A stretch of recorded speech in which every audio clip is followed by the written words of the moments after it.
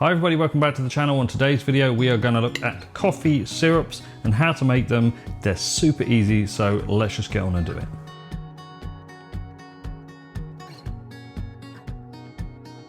So we've got my daughter in the video today because her daycare is closed for the week, so say hi Ellie. Hi. So Starbucks.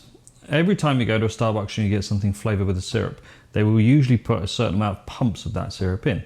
Now those pumps are generally 1/4 of an ounce, which is 1.5 teaspoons or about 7.5 grams. 75% of that is sugar. We're going to look at this Maison Routine, probably murdered that pronunciation. Vanilla syrup, this is per 30 milliliters, so 1 fluid ounce, it is 24 grams of sugar. So 24 grams of sugar out of the 30 milliliters, it's going to be the same by weight, is 80%. So that is on average somewhere between 70 and 80% sugar. That's a lot of sugar, isn't it? Yeah. Yeah, but it is what it is. It's an industry standard, apart from things like this, which are the zero sugars. Now this is an absolute minefield of ingredients. Let me just read the ingredients. My word, I haven't got my glasses, don't know where they are. Hold on.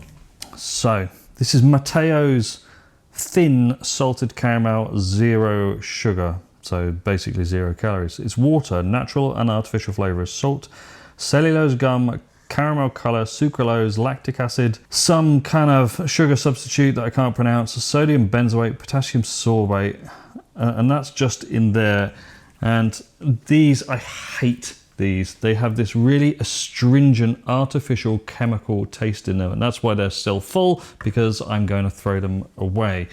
Now this is a classic caramel syrup, and it does have something in it. This is 0 sugar as well. Let's look at this one. Water, natural flavoring, citric acid, a sugar substitute, potassium sorbate, sodium benzoate, basically the same thing. Xanthan gum, sucralose, caramel color. That has a pretty hideous taste as well. I don't have a caramel in Monin or a better brand, but we can look at, butterscotch. Monin butterscotch. This has sugar, water, natural flavorings. So there's this really weird thing about people using like sucralose and aspartame and asphalol blah blah kind of sugar substitutes. There's 1,000,001 different versions, and they all have this really horrible chemical aftertaste. There's no need to. You can use xylitol and allulose. We're going to make a normal sugar one, a xylitol one, and an allulose one. We've got 3 little bottles here. These are 180 milliliters, whatever that is, in ounces and cups. I'm going to put it on the screen here. We're going to do a blueberry one, what's this, orange flavor. What should we do this last one as? Maybe. Mint? Yes. Mint. So let's clear the decks and get that going. So first one we're going to do is a normal sugar-based one, so 70%. So these are 180, we're going to get a little bit of evaporation, so we're going to do 200 grams of mixture.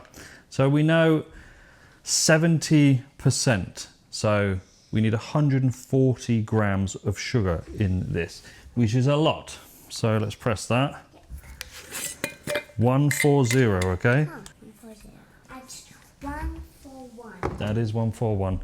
Now we have the rest, which is water, which is 60 grams. That is how much sugar is in a standard Starbucks or any coffee syrup, such as Monin or Maison or any of those kind of coffee syrups. There's a lot. So what we're going to do is we're going to turn this on and we're going to gently stir this until all that sugar is dissolved.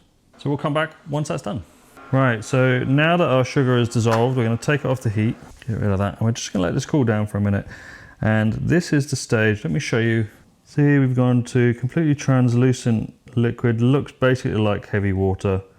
Not, radioactive heavy water, but water that is high in solids. So now we're going to add a flavoring to this. So let's add some mint to it. Mint. You like mint, don't you? And Mint is a nice smell.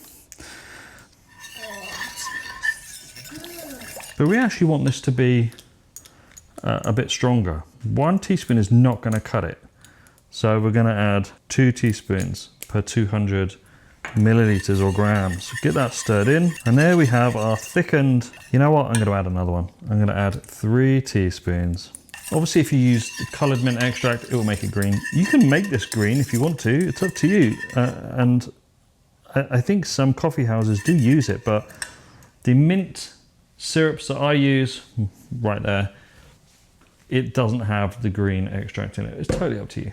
Doesn't make any difference. So what we're going to do now is pour this in. This is hot, kiddo, so I'm going to do this, okay? So we're down to about 150, so we've got 50 grams worth of evaporation occurred during that process. So with that in mind, we're going to leave this open and just let that cool down on the kitchen top. And we're going to go on to these ones. So I'm going to tidy these up and then we'll move on to the other ones. So now we're going to move on to blueberry. We've got 120 grams of sugar in here. We're using a xylitol, and I find xylitol personally is a little bit stronger sugar taste. Most places will tell you it's direct comparative sweetness to sugar. I don't believe that. For me, it's much sweeter. So what we're going to do is we're going to start with 120. We're going to do blueberry, and with fruit flavors that have artificial sweeteners. Well, to be fair, any flavour that has artificial sweeteners, we're going to put in a little bit of citric acid. Not a lot. We're going to put in about 1/4 teaspoon of citric acid. Do you want to pop that in there? Mm-hmm. Yep. And what that will do is that will cut through the sweetness level, and it will also balance out the flavour of those fruit flavours. So citric acid, available Amazon, any kind of food, gourmet food store, anywhere that sells things to make cheese. You'll get it there. Not expensive at all. So now we're going to bring this up. We're going to top this up with water again, back up to our 200. It's the same thing. We're going to get about 150, 160 grams out of that. So let's top that up. Looking for 200, okay? Okay, 200. We're going to put this on the heat. We're going to heat this up until all the sugar crystals have dissolved along with that citric acid powder. And then we'll add our flavouring to it. Artificial sugars take a lot longer to dissolve than traditional sugar, so you're gonna have to heat that up just a little bit longer. Just don't heat it up too much because you'll just burn those sugar crystals. So now we've got our xylitol completely dissolved like this. Basically just looks like water. We are gonna add our blueberry flavor. This is just the cheapest blueberry extract. This is imitation blueberry flavor, straight from Walmart, I think. If we're gonna measure it, it's transparent. 1, 2. Again, we want it quite strong. 3 teaspoons. As it's a clear flavor, we absolutely can add a bit of coloring to it. We don't need a lot, but we just want to add a little bit of color so that we know what it is.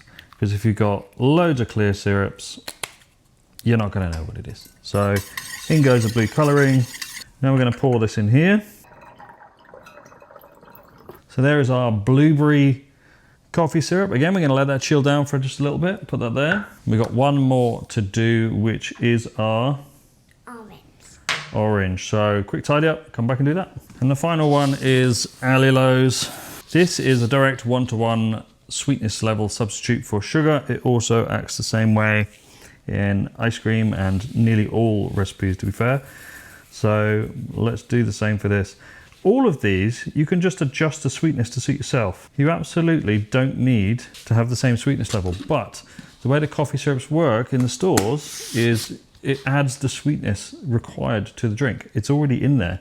And a lot of commercial ice cream companies make sugar syrups and partially invert them and add them into their mixes. That means that they get the benefits of adding invert sugar into their recipes, and they can also store this almost indefinitely in their refrigerators. You can get super quick emulsification of your recipes by adding liquid to liquid, then excess heat, etc. So now we've got our allulose. Put that there. We're going to do orange. So do we think we need a bit more of this in there? Yes. I think we do, because it's a fruit flavour. There's a lot of sugar in here. Yeah. And orange as a... So again, we're going to go 1/4 teaspoon, in that goes. Got it? Yeah. 1/4 teaspoon of citric acid. Doesn't have to go in there, don't have to if you don't get it, if you don't want to. Doesn't really make any difference, but it really helps to break down that sweetness level. We are going to use these in ice cream predominantly, that's why we're doing this video. So now we're going to top this up to 200. 200. In that goes. Let's turn this on and we'll come back when this one's done. Right, that's that last one done. Took a while to actually get rid of the white. Allulose is quite a white, and it took a couple of minutes more to actually get that level where the white dissolves completely into our liquid. So we have that. We are now going to add our orange. Yeah. A bit of like color in it. You want to add colour to this one? Yeah. Well, if it's orange flavour, what colour should we make it? Orange. Orange. Good idea. Yeah. First goes in our extract. About 3 teaspoons. That's all of that gone, so we're going to have to make some more. If you want to know how to make orange extract, it's pretty easy. I'll show you in another extract video. Do you want to get me another one of these? So. Again, we've got gel. Let's get this in here. So let's just leave these on the top for 5 or 10 minutes just to cool down, and then we'll just close the video out with a quick discussion about why we're doing this. Quick close out on our coffee syrups. Coffee syrups are not just for coffee, you can use those in ice cream production as well, in the home, commercially. Commercial makers use it all the time. If you're a channel supporter, you'll get an in-depth video as to why it's used and how it's used, but you can absolutely invert these coffee syrups to make them ultra effective for longevity in your ice cream making as well. So we've got our mint here in standard sugar form, we have our blueberry here in our xylitol form, and we have our orange here in our allulose form. This one's still quite warm. Give that a smell. Yeah. Nice. Yes. Orangey. Yes. Yeah. Orangey. Give that one a smell. Blueberry-y. Yeah. Blueberry. Blueberry-y. Yeah. And this one, minty. Mint. Yeah, and there we go. Mint. It is minty. So say thank you to everyone for watching up at the camera. Thank you for watching. Don't forget to like and subscribe, and we'll see you next week.